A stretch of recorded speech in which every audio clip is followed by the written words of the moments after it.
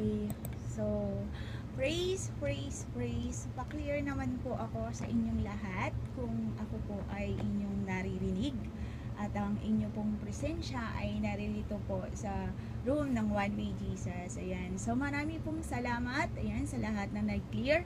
At isang mapagpalang araw po sa ating lahat. Ayan, umaga, tanghali, hapon, gabi, madaling araw, saan man kayong sulok ng mundo. At isang pagpapala po na tayo po ay sama-sama na naman na makikinig ng salita ng Panginoon. Ayan, tayo po ay sama-sama na mag-aaral at wine-welcome ko po ang bawat isa, ang inyo pong presensya dito po sa One Way Jesus. Ayan, so welcome po sa inyong lahat at kinagagalak ko po na kayo ay makasama ngayong gabing ito at isa pong pribilehiyo, ayan, sa akin na ako po ay makapagbahagi ng salita ng Panginoon sa inyong lahat. So marami pong salamat at sa inyong presensya sa inyong lahat. So tayo po ay sama-sama na mag-aaral ng kanyang salita. Ayan. So, ang title po ng ating pag-aaralan ngayong gabing ito ay What Drives Your Life? Ayan. So, makikita po natin ang ating text sa Ecclesiastes chapter 4, verse 4. Ayan. So, hayaan nyo po na basahin ko ang salita ng Panginoon. Sabi po niya sa Ecclesiastes chapter 4, verse 4, Again, I considered all trivial, and every right work that for this a man is envied for his neighbor. This is also vanity and vexations of spirit.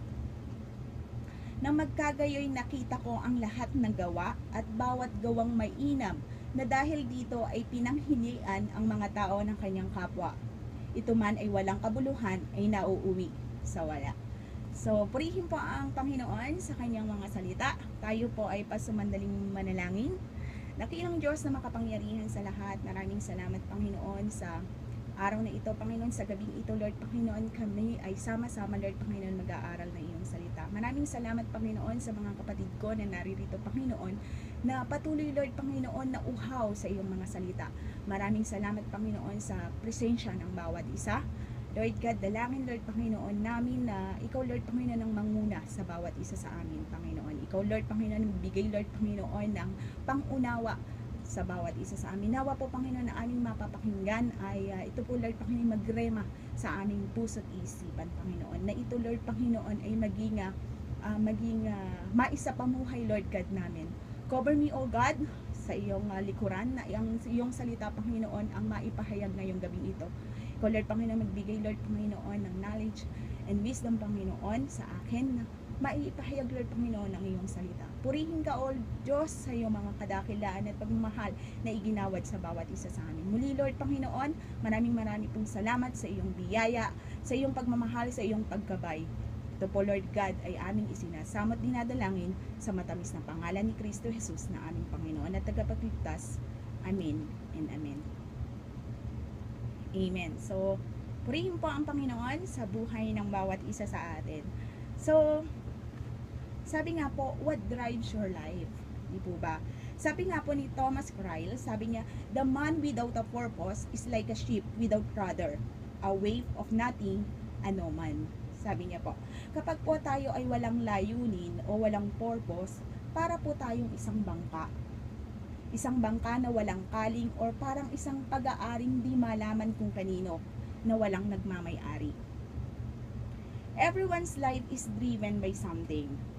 Most dictionary po is define the word drives to guide, to control, or to direct. Kahit po sa sasakyan, mag-drive ka ng sasakyan or mag-golf ka man, mag-basketball ka man, or maging bangka man, you are guiding, controlling, and directing it in that moment. Ikaw ang nagko-control, ikaw ang nasa manibela. Sabi nga po ni Kuya Francis nung nakaraang araw, di po ba, nung nakaraang gabi, tayo ang driver ng ating buhay. Tayo po ang nagko-control ng ating buhay. Ano nga ba ang driving force ng ating buhay? Right now, maybe you're driven by problem, pressure, or deadline. Tayo ay tinatangay ng mga problema sa buhay or pressure tayo sa trabaho, pressure sa mga problema natin. Or maybe driven by painful memory or hunting fear or unconscious belief. There's 100 of circumstances, values, and emotion that can drive your life. Some were driven by idealism. Minsan po kasi ito po yung nagdadala sa atin or ito yung nagiging sentro ng ating buhay na dito na po focus ang ating atensyon na tayo ay nadadala o kaya kung minsan tayo ay natatangay. Ang totoo po, marami pong tao na hindi po plinano ang mga bagay-bagay. Bigla na lang nangyari nang hindi natin inaasahan. Sa mag-asawa po, halimbawa po sa mag-asawa, hindi man nila pinlano na mag-divorce o maghiwalay pero nangyayari. At yung mga bagay na nangyayari sa ating buhay, hindi po natin pinlano. Nangyayari kasi po ito kasi hindi natin binabantayan or hindi natin binibigyan ng atensyon. Tayo po ay namumuhay either by design or default. Pwede rin tayo mamuhay na intentionally based on God wants you to do, or pwede rin na sa sarili nating kaparaanan kung ano ang nais natin sa ating buhay. Meron po tayong free will na pumili kung ano ang nais nating gawin sa ating buhay. Sabi nga po ni Kuya Francis noong karaang araw, di po ba? Sabi niya, tayo ang driver ng ating buhay. Tayo ang nagdadala ng buhay natin. Tayo ang nagpapalakad ng ating buhay. Tayo po ang nagdedesisyon. Tayo po ang gumagawa kung ano ang nais nating gawin. Kasi nasa atin ang desisyon. Tayo ang maglalakad ng ating buhay. Kung ano ang nais nating gawin. May mga choices po tayo na pumili kung ano ang nais nating gawin sa ating buhay. Actually po, meron pong 5 bagay na kalimitan. Ito yung nagtatangay sa atin. Ito po yung nagtatangay sa atin. Number 1 po is, many people ay driven by guilt. Ayan po, nagkakaroon po tayo ng guilt. Ayan, they spend their entire lives running from regrets and hiding their shame. Guilt-driven people are manipulated by memories. Kasi po, yung guilt or yung pagkakamali natin na yung nagiging dahilan na para tayo ay may takot or manipulated na yung ating pag-iisip na dito na umiikot yung ating buhay at ito na rin yung nagdadala ng iyong buhay. Minsan po kasi kapag guilt tayo or guilty tayo, hindi tayo mapakali. Di po ba? Lagi tayong nag-iisip na tayo. Ayan.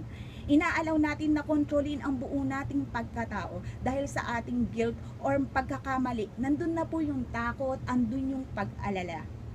Minsan ito na rin yung humahadlang na ipagpatuloy natin ang ating buhay na maging maayos. Ito na yung pumipigil sa atin dahil guilt na ating nararamdaman. That describes most people today wandering through life without a purpose. Tayo po ay produkto ng ating nakaraan. Pero hindi po dapat na tayo makulong sa ating nakaraan. Ang nais po ng Panginoon ay lumaya tayo sa anumang guilt na ating nararamdaman. Kasi po, hindi po maganda na mamuhay tayo sa nakaraan. Kailangan po ay ang ngayon at ang bukas. Hindi na po natin kayang ibalik. Hindi na po natin maibabalik yung nakaraan. Na ang kailangan po nating gawin ay pagsisihan natin at hingi ng tawad sa Panginoon at magsimula ng bago. Ang mahalaga ay yung ngayon at ang bukas at ang ating hinaharap. Ang Panginoon po hindi naglilimita kung ano tayo. He can do amazing things with the rest of your life and God is specialized in giving people a fresh start. Actually po, ang Panginoon ay maraming gustong gawin sa ating buhay. Minsan tayo ang tumatanggi. Siya po yung nagbibigay ng bagong pag-asa. Kung tingin natin ay wala tayong pag-asa, ang pag-asa po ay matatagpuan po natin sa Panginoon. Sabi niya po sa Psalms 32 verse 1, Blessed is who transgression is forgiven, whose sin is covered. Mapalad siyang pinatawad ang pagsalangsang na tinakpan ng kasalanan. Ang Panginoon po natin ay merciful, mapagpatawad po, maunawain, mapagmahal. Kung pag-uusapan po natin ng Panginoon, lahat ng mababuting katagana sa Kanya na mapagpatawad, mapagmahal, maunawain, mabait, matyaga sa atin. Ang Kanyang pag-ibig sa atin ay conditionally po. Ito po ay walang kapantay at walang katulad. Number 2 po is yung many people are driven by resentment and anger. They hold on hurts and never get over. Kapag po nasaktan, nagtatanim ng galit. Sa halip na patawarin, nagtatanim ng sama ng loob, na kapag po may nagawa na hindi maganda ay nagtatanim ng sama ng loob. Minsan po kasi sinasabi na natin na, oo, pinatatawad na kita, pero hindi ko makakalimutan kailanman ang iyong ginawa, di po ba? Kasi kalimitan ganyan eh. Andun po yung galit, andun po yung sama ng loob sa kapwa or sa taong nakagawa ng hindi maganda na hindi natin makalimutan. Minsan po masasabi natin na sige lang, okay lang. Pero sa loob natin, lintik lang ang walang gante. Di po ba? Mostly yan, maririnig natin yan dahil mostly sa mga Pilipino. Di po ba? Na kapag nakatampuhan natin or nakatalo natin na hindi natin nakakalimutan kaagad-agad ang nagawa sa atin. Minsan po kasi hindi natin makalimutan. Kaya, nagtatanim tayo ng sama ng loob. Actually po, yung mga taong nakasakit sa atin sa nakaraan ay hindi na po tayo masasaktan. Unless lang po na hanggang ngayon ay alipin ka pa rin ng iyong galit. Ang galit po sa kapwa ay wala pong magandang idudulot sa ating buhay. Pinahihirapan natin ating mga sarili kasi yung taong nanakit sa atin, baliwala naman sa kanila yon. Ikaw lang ang nagpapahirap sa sarili mo. Kapag nakasalubong mo, andyan yung iiwasan mo, parang magtatago ka, di po ba? Parang pag nakaharap mo, parang ang hirap. Tayo mismo yung nagpapahirap sa ating kalooban, pero kung iaalis natin ang lahat ng ating galit, hindi tayo mahihirapan. Wala kang sama ng loob. Kaya nga po ang nangyayari sa halip na better, nagiging bitter. Di po ba? At hindi po maganda nagtatanim tayo ng galit sa ating kapwa. Past is past. Nothing will change. You are only hurting yourself with your bitterness. Para po sa ating kapakanan na hindi tayo mahirapan kasi tayo ang magpapahirap sa ating sarili. Hindi tayo makatulog, di po ba? Hindi tayo makatulog kasi naiisip natin, nasisira yung araw mo. Nagagalit ka, makapagkwentuhanan lang, talagang inis ka na, nandiyan na yung naaasar ka na, naiinis ka na, mapagkwentuhan lang, mabanggit lang yung pangalan, inis ka na. Di po ba? Nahihirapan ang iyong kalooban. Let it go. Diba? Parang frozen lang. Let it go. Let it go. Di po ba? Let it go po natin ang ating anger. Yan, sa ating buhay dahil walang mabuting idudulot sa atin. Nagkakaroon tayo ng stress. Di po ba? Lagi kang HB. Lagi kang high blood. Ayan, di po ba? So, sino po ang nahihirapan? So, tayo lang. Pero, kung wala kang galit, nagiging tahimik ang iyong buhay. Tahimik ang iyong kalooban. Di po ba? So, kailangan alisin natin kung ano man yung galit na meron tayo sa ating kapwa dahil hindi po maganda. Ano pa po? Many people are driven by fear. Yan po. Takot. Takot po tayo na parang lagi tayong takot. Minsan dahil sa ating traumatic experience na talaga namang nagkakaroon ng trauma. Example po dyan ay yung mga mineltrato. Yung pinagsamantalahan, inabuso, at mga bagay na nagkakaroon ng trauma sa isang tao. Minsan po ay yung mga unrealistic expectation or growing up in high control home, yung lumaki na kontrolado ng magulang ang mga anak, or even genetic predisposition or yung naman ng sakit, heredity na mga sakit, na ito po yung nagdadala ng takot sa atin. Sa halip po na madiskubre ng maraming bagay, ang nangyayari po ay namumuhay tayo sa takot. Lalo na yung matataas ang expectation sa kanila. Natatakot na magkamali dahil ang taas ng expectation sa kanila. Minsan, playing safe na rin or natatakot na mag-take ng risk para ma-maintain ang kanilang status. Fear is self-imposed prison that will keep you from becoming what God's intent for you to be. You must move against it with the weapons of faith and love. Kung tayo po ay mamumuhay sa takot, ang magiging buhay po natin ay lagi tayong takot. Ano po ang sabi sa 2 Timothy chapter 1 verse 7? For God had given us the spirit of fear, but power and of love and of sound mind. Ito ay sapagkat hindi tayo binigyan Diyos ng espiritu ng pagkatakot, Sa halip, binigyan niya tayo ng espiritu ng kapangyarihan at pag-ibig at ng maayos na pag-iisip. Huwag po nating hayaan na tayo ay mamuhay sa takot. Bagkus binigyan tayo ng Panginoon na espiritu ng kapangyarihan at ng pag-ibig ng maayos na pag-iisip. Alisin po natin yung takot. Sa halip, lahat ng ating takot ay ibigay natin sa Panginoon. Hayaan po natin na siya yung mag-alis ng takot sa ating isip at sa ating puso. Give it all to Jesus and He will do the rest. Mawawala ang takot na yan kapag binigay natin sa Panginoon. So yung takot po natin, wag po natin nahayaan na mamuhay sa atin. So kundi po, ipagkatiwala natin sa Panginoon dahil kung tayo ay ipagkakaloob natin sa Panginoon ang lahat ng bagay, mawawala po ang ating takot. Ano pa po? Many people are driven by materialism. Minsan po kasi ang mga material na bagay ang nagpapaikot ng ating buhay. Ang nagiging goal natin sa ating buhay ay kung paano tayo maging successful, kung paano tayo yumaman, kung paano tayo magkaroon ng mga material na bagay. Magkaroon ng mansyon, magkaroon ng magagarang sasakyan, magkaroon ng bagay na pangmaterial. Lagi po gusto natin na magkaroon ng marami. Parang hindi tayo kontento kung anong meron tayo. Parang wala tayong kakontentuhan sa buhay. Hindi po masama na maging mayaman. Pero masama po na ang kayamanan ang nagkokontrol sa ating buhay. Kung ano pong meron tayo dito sa mundo ay panandalian lang. Pansamantala lang. Hindi permanente. Dito rin po nagbibigay ng kasiyahan sa atin pero panandalian lang. Kasi po kapag marami kang kayamanan, parang naboboard ka na at gusto mo new edition, better version. Kasi po walang kakontentuhan. Kasi po ang iniisip natin ay kung paano ako magkaroon ng pera dahil importante ako.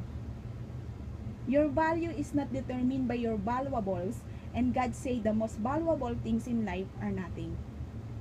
Ang kayamanan po ay pwedeng mawala instantly.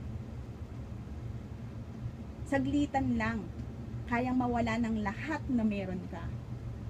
Sa isang kisap mata, kayang kunin lahat ng kayamanan na meron ka. Real security can be found in which can never be taken from you is your relationship with God.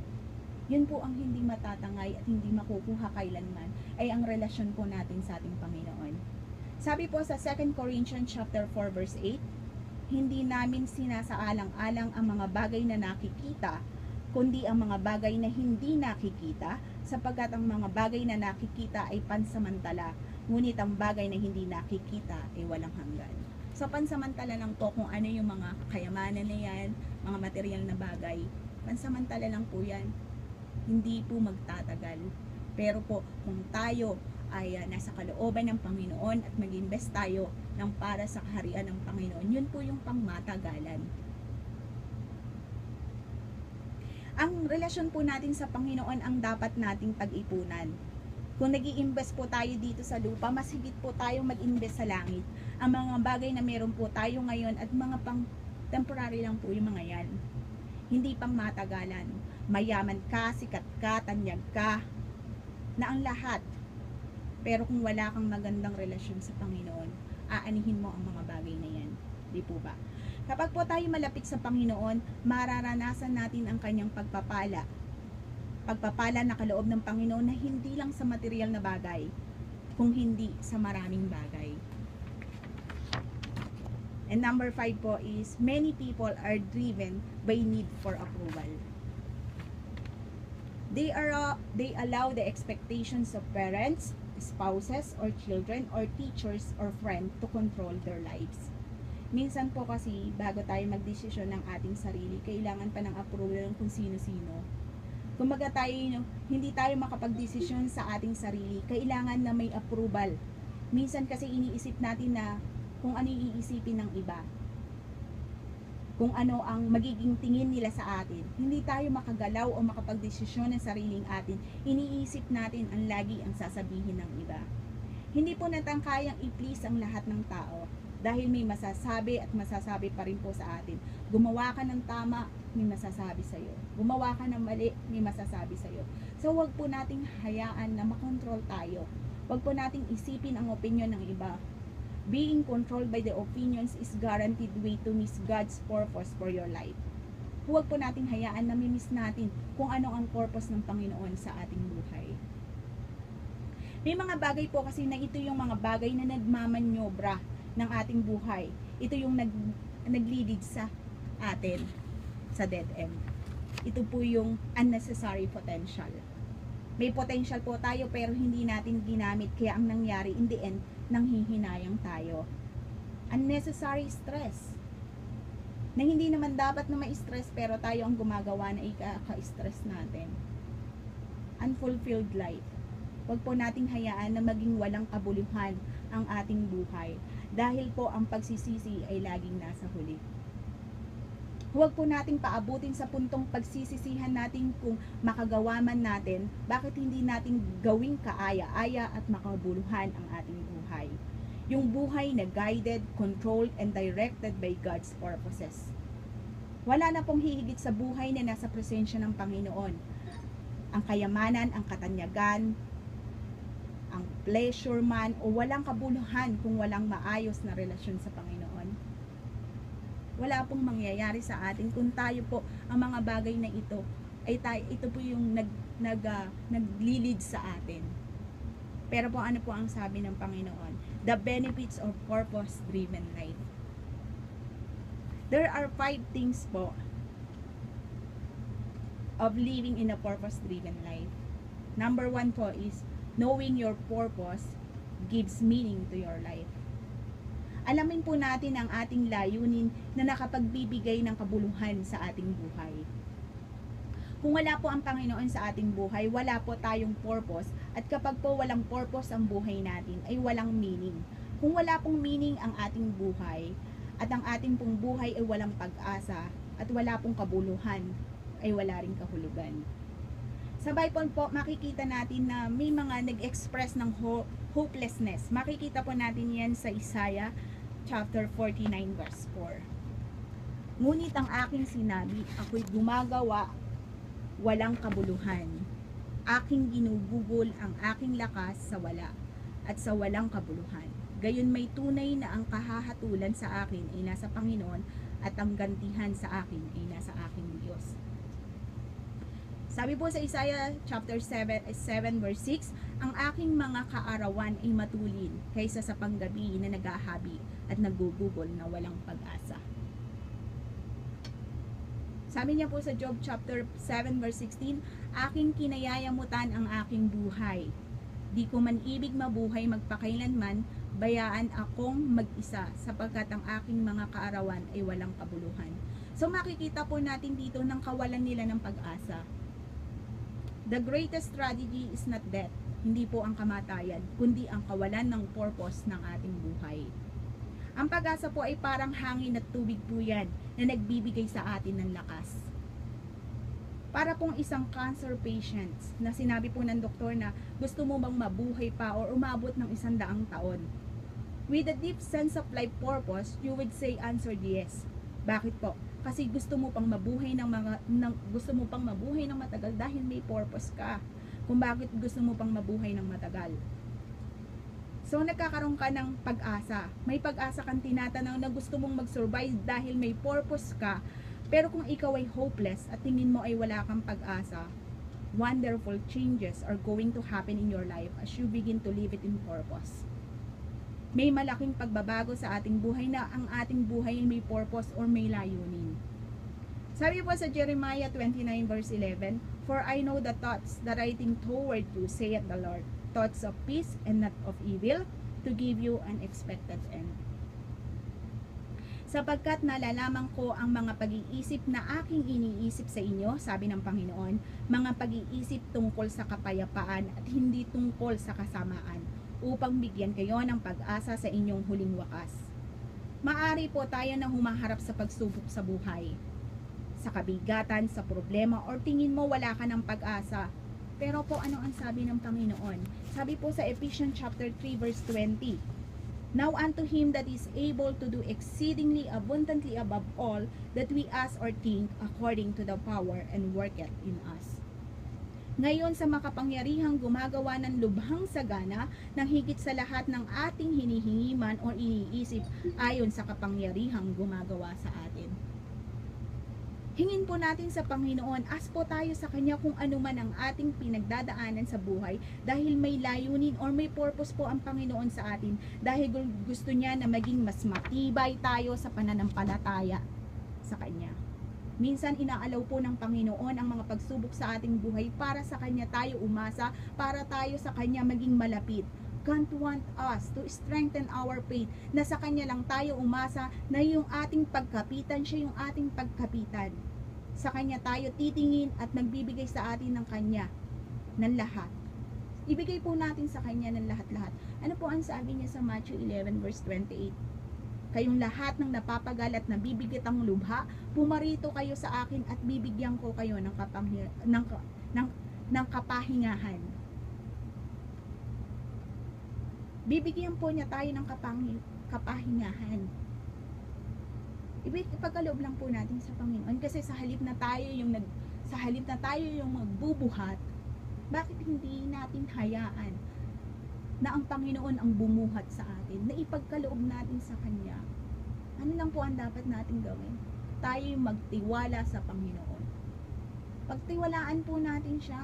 Kasi kung hindi tayo magtitiwala sa Panginoon, wala pong mangyayari sa atin. Tayo po ang mahihirapan sa ating buhay. Ano po, number 2 po? Knowing your purpose simplifies your life. Ito ba? Ito po yung kung ano ba ang gusto mong gawin na hindi mo ginawa. Dahil yung purpose po natin ay nagkakaroon ng standard o ini-evaluate natin. Parang iniisip natin na ang pag-attend ko ba sa Bible study ay makakatulong na ma-fulfill ko ang purpose ng Panginoon. Maaring tanong natin sa ating mga sarili, kung wala pong malinaw na layunin, wala po tayong matibay na foundation na ito po yung nagiging base decision natin sa mga circumstances natin, sa pressure na nararanasan natin, at minsan, depende rin na rin sa mood natin. Minsan po kasi hindi natin alam ang ating layunin. Kaya po ang nangyayari, nai-stress tayo, napapagod tayo, at higit sa lahat, nagiging komplikado. Imposible po kasi na gawin natin ang lahat ng bagay na gusto nating gawin or gustong ipagawa ng ibang tao sa atin. Kailangan pong hayaan natin na ang Panginoon ang kumilos sa ating buhay at magkaroon po tayo ng oras para sa Kanya. Minsan po kasi mas marami tayong oras na ginugugol sa iba-ibang bagay kumpara sa Panginoon. Mas uunahin pa natin yung birthdays, di po ba? Mas uunahin pa natin yung Facebook. Yan, na ginugugol natin ang ating oras sa Facebook. Naubos na yung oras natin sa Facebook. Naubos na yung oras natin sa panonood ng TV, di po ba? Nakalimutan na po natin na magbigay oras para sa ating Panginoon. Purpose-driven living leads to simplify your lifestyle and sonner schedule.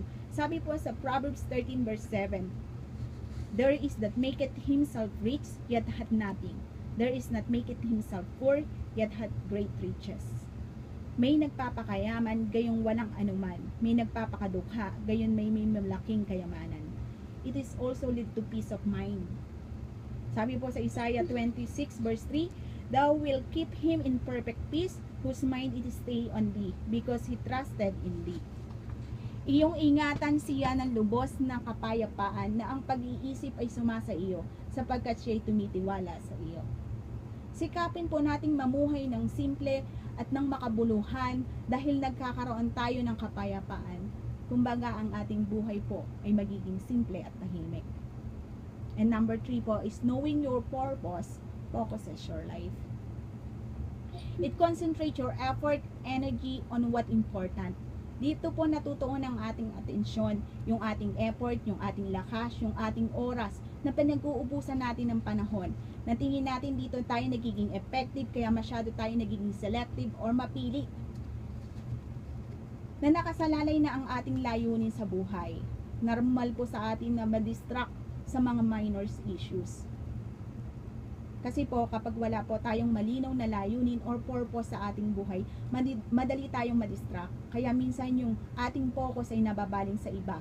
nababaling sa trabaho, sa relasyon, sa mga bagay-bagay na minsan nakakalimutan na natin kung ano ba ang ating layunin sa buhay. Mas maganda po sa atin na maging makontento na ang ating puso sa ating ginagawa. Yung making you justify yourself to fulfill the emptiness in your heart. Maybe sa tingin natin na ito na yung tama, or ito na yung masosolve na natin yung problema natin, pero it doesn't solve the real problem, a lack of focus and purposes. Hindi po masosolve lang ng ganun yun. Kung wala po tayong focus at wala po tayong purpose. Sabi po sa Ephesians chapter 5 verse 17, wherefore be not unwise, but understanding what the will of the Lord is. Kaya nga huwag kayong maging mangmang, subalit unawaan ninyo kung ano ang kalooban ng Panginoon. Kung gusto po natin ng ating buhay na may impact, focus it.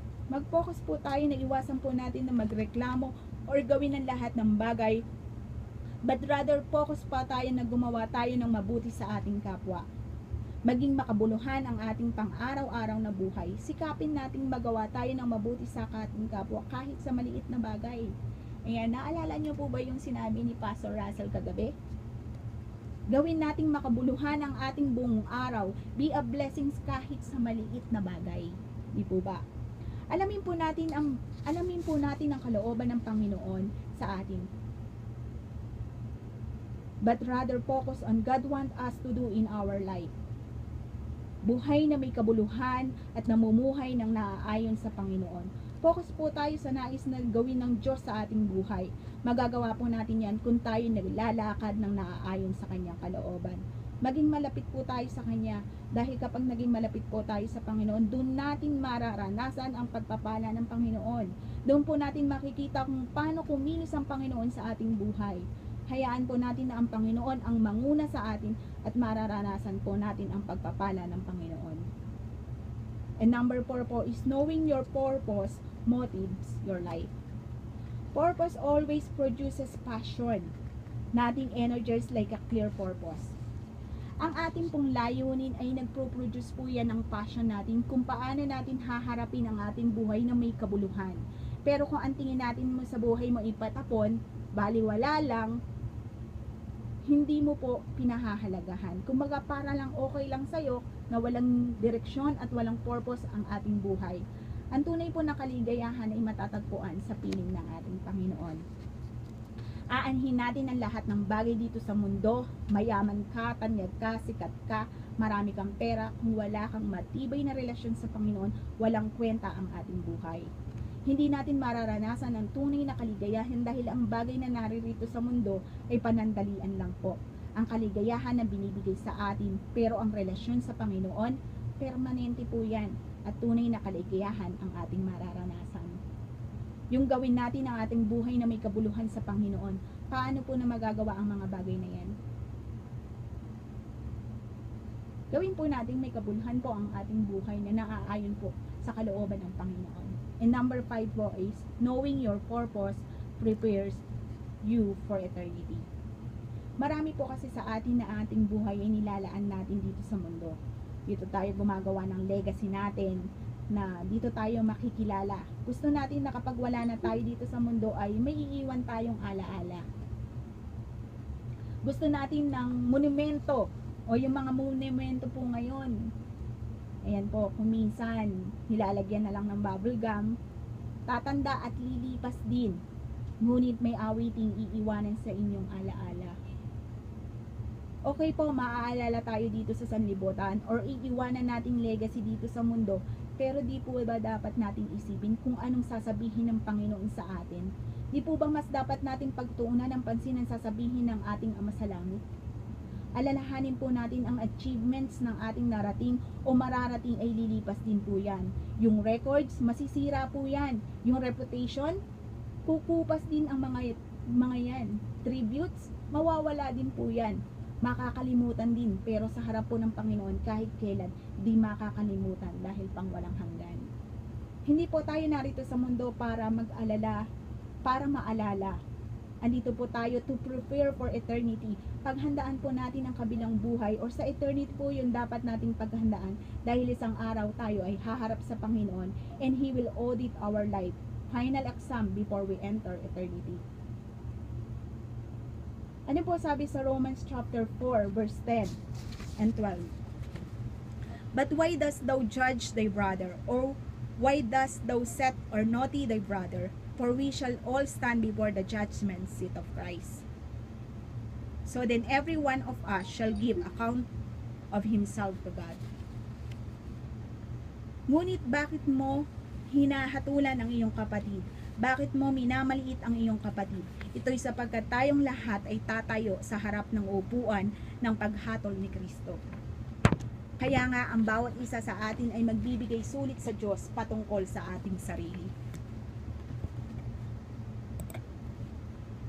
Tayo po ay magbibigay sulit sa harap ng Panginoon. Gusto po ng Panginoon na pumasa tayong lahat sa kanyang pagsusulit. Kapag po ba tayo tinanong ng Panginoon? Kapag po ba tayo tinanong niya, what did you do with my son Jesus Christ? Ano pong magiging ating sagot? Hindi po tayo tatanungin ng Panginoon hindi po tatanungin ng Panginoon kung anong ating religion background or ang ating doctrinal views. That will matter is, did you accept what Jesus did for you and did learn how to love and trust Him? Dahil ang sabi po ng Panginoon, sabi niya po sa John 14:6, Jesus said unto him, I am the way, the truth, and the life. No man cometh unto the Father but by me. Sinabi ni Jesus sa kanya, ako ang daan, ang katotohanan at ang buhay. Walang sino mang makakapunta sa Ama maliban sa pamamagitan ko. Dahil ang nag-iisang daan lang po ay ang ating Panginoong Jesus lamang. Hindi tayo makakapunta sa Ama kung hindi sa pamamagitan niya. Dahil sa Panginoong Jesus po ang katotohanan at ang buhay. Na sa Kanya tayo manampalataya at magtiwala at tanggapin natin siya ng buong puso bilang ating Panginoon at tagapagligtas. Dahil ang Kanyang ginawa sa atin ay sobrang pagmamahal na inalay niya ang Kanyang buhay para kanino? Para sa iyo, para sa akin, at para sa ating lahat. Dapat tayo, sa halip na dapat tayo yung nagdurusa sa ating mga kasalanan, pero dahil sa Kanyang pagmamahal, sa laki ng pagmamahal niya sa akin, sa iyo at sa ating lahat, siya yung umako, siya yung napako sa krus ng Kalbaryo para sa ating lahat. Mga kapatid, ate, kuya, bunso, kuya, sampung, isipin po natin ang pagmamahal ng Panginoon sa atin. Isipin po natin yung Kanyang pagmamahal sa atin na sobra-sobra. Kaya tanggapin po natin siya bilang ating Panginoon at tagapagligtas. Dahil ganun po kapag mahal ang Panginoon para sa atin. At kung tatanungin din po tayo ng Panginoon, what did you do with what I give you? Ano po ang ating, maaaring ito po yung magiging tanong po ng Panginoon sa atin. Ano po ang ating isasagot? What did you do in your life? Ano po ba ang ating ginawa sa ating buhay na pinagkaloob ng Panginoon sa atin? Sa mga gifts na meron tayo, sa mga talent na pinagkaloob sa atin ng Panginoon, sa mga opportunities na binigay niya sa atin, sa kalakasan na binigay, sa mga relationship or resources na binigay ng Panginoon sa atin. Nagawa po ba natin ito para sa ating sariling kapakinabangan or ginamit natin para makapagbigay ng kapurihan sa Panginoon?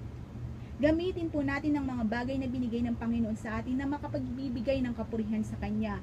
May talent ka para kumanta? Dapat po gamitin natin yung ating boses na binigay ng Panginoon sa atin na makapagbigay ng kalwalhatian para sa Panginoon. Ang ating kalakasan, magpagamit po tayo sa Panginoon. Hindi kung kailan tayo may sakit, saka tayo magpapagamit sa Panginoon. Kapag ready ka na, paano kung hindi ka maging ready? Di po ba? Iintayin po ba natin na maging ready tayo bago tayo maglingkod sa Panginoon? Or kailangan ba na kung kailang wala ka ng lakas, saka ka magbibigay saka ka maglilingkod sa Panginoon? Di po ba hanggat mas maaga, mas may lakas ka, ibigay natin sa Panginoon? Di po ba? Kung kailang maging matanda na tayo, di po ba? Kailan ka pa maglilingkod sa Panginoon? Kung hindi ngayon, kailan pa? Di po ba?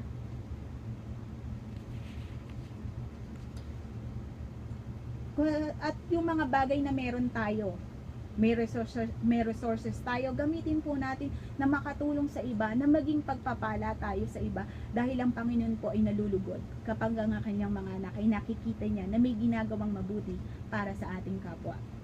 Kapag po tayo ay may layunin at may purpose ang ating buhay, andun po yung meron tayong kapayapaan, may peace tayo. Wala tayong alalahanin dahil ang ating Panginoon ang ating gabay. Dahil sa Kanya tayo lumakad at magtiwala. Magkakaroon tayo ng masaganang buhay at mararanasan natin ang pagpapala ng Panginoon. Sabi niya po sa Isaiah chapter 26 verse 3, "Thou will keep him in a perfect peace, whose mind is stay on thee, because he trusted in thee." Iyong ingatan siya ng lubos ng kapayapaan at ang pag-iisip ay sumasa iyo, sapagkat siya'y tumitiwala sa iyo. Kaya magtiwala po tayo sa Panginoon at ating siyang pagkatiwalaan sa lahat ng ating gagawin sa ating buhay. Ipagkatiwala po natin sa Kanya ang lahat ng ating mga lakad. Sa Kanya lang po natin ialay lahat na tayo po'y nakapagbibigay ng kapurihan sa Panginoon. Dapat po isipin po natin na ang ating buhay po ay may purpose. Na ang purpose po natin ay makapagbigay ng kapurihan sa Panginoon. Na ang layunin po ng Panginoon sa atin ay napakabuti. Dahil sobrang pagmamahal po ng ating Panginoon, dapat na ang ating buhay ay may purpose, may layunin na nakapagbibigay ng kapurihan para sa ating Panginoon. At dito po natin mararanasan ang pagpapala ng Panginoon na tayo mayroong kapayapaan. Mawawala po yung mga bagay na guilt, mawawala po yung anger, mawawala po yung fear, mawawala ang takot, mawawala po yung pagiging materialism natin, di po ba? At hindi na po tayo kailangan manghingi pa ng approval sa ibang tao, na ito yung naglilid sa atin o nangunguna sa atin. Kung hindi, malalaman natin ang purpose ng ating buhay, na nagkakaroon ng kahulugan para sa Panginoon, di po ba? Doon po natin mararanasan. At alam na po natin na ang magiging buhay natin ay simple. Magiging buhay natin ay simple at tahimik sa piling ng Panginoon. Di po ba? At alam na po natin yung focus ng buhay natin. Malalaman po natin na ang magiging focus ng buhay natin ay nasa Panginoon lamang. Di po ba?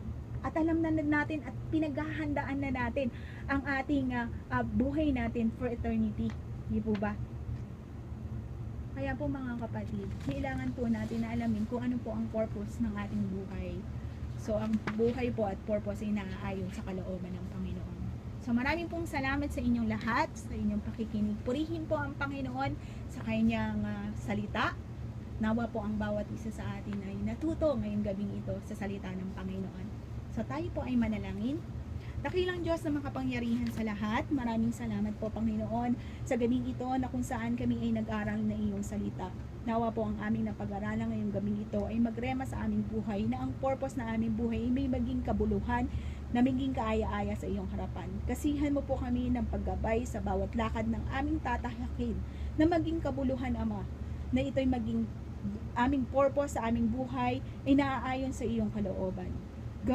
Gawain na kami po ay maging tagasunod mo, O God, na may kababaang loob at naaayon sa iyong kalooban. Maraming salamat Panginoon sa mga kapatid ko, Lord Panginoon, na naririto. Nawa po Panginoon, ikaw Lord Panginoon patuloy na magbuhos ng pagpapala sa bawat isa. Gamitin mo kami, O Lord God, na maging daluyan, Lord Panginoon, ng iyong pagpapala. Maraming salamat Panginoon sa mga bagay na ginawa mo sa aming buhay at sa mga bagay, Lord God, na gagawin mo pa sa aming buhay. Maraming salamat Panginoon.